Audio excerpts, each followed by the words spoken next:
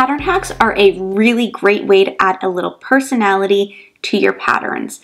In this tutorial, I'm going to show you how to add a really cool strappy hem detail to the Tino leggings. I'm going to use Tino as an example, but this is a great pattern hack for any kind of legging that has a side panel. So let's get started.